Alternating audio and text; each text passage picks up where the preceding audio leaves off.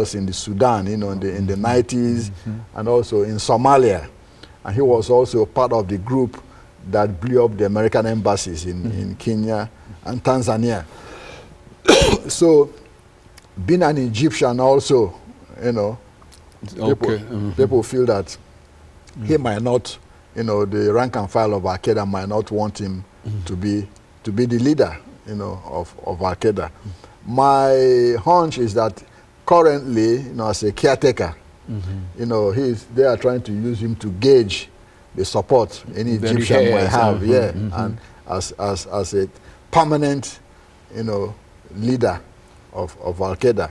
Most of the leaders, have been killed or captured. Also, in fact, President Musharraf said they captured about 670 Al-Qaeda operatives in Pakistan, handed over about 300 and something to United States, including Khalid Mohammed, Sheikh Mohammed, and the rest of them. That many, I mean, there are that many terrorists that they can actually get their hands on and talk about capturing. That's correct. There are more than that. Yeah, that was according to Musharraf. This is literally an army of individuals. When we talk about that sort of a, well, it's an army. That's correct. And don't forget that these Al-Qaeda operatives were trained, and financed by the United States and Saudi Arabia. United States and Saudi Arabia paid the money to train them. The Pakistanis did the training for them to go and fight the Russians. So after the war, they grouped themselves together. That's how they became the Arab Brigade. All those Arabs who went from Saudi Arabia, Kuwait, Yemen, Sudan to fight, they coalesced. Came together in a brigade.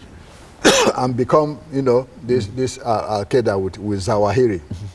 And of course, they believed that the United States abandoned them and abandoned Afghanistan after the war.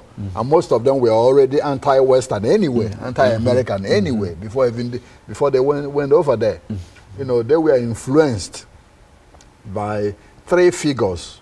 One was Hassan al-Banna, who founded the Muslim Brotherhood. You've heard about the Muslim Brotherhood in Egypt and all over the Arab world. It was formed by Hassan al-Banna, and he was executed by the British in the 40s. Then another one is Sayyid Qutb. Qutb was also a Muslim Brotherhood, and his main contribution to Islam and influencing Bin Laden and the rest was that he wrote a book about the social and political, active influence of Islam. He was executed by Abdul Nasser in 1966 for plotting to overthrow the Egyptian government. The hatred toward Nasser. That's correct. That's correct. Because the Muslim Brotherhood tried to assassinate Nasser once, and later they executed Qutb for being part of that group, that opposed Nasser. Then the third was this Dr. Abdullah, Azam, who is a Palestinian, who became Bin Laden's mentor in Peshawar. Himself was assassinated in 1989 by unknown figures. So these three men I've mentioned, are likely to lead Al-Qaeda in the future, or it might split as usual.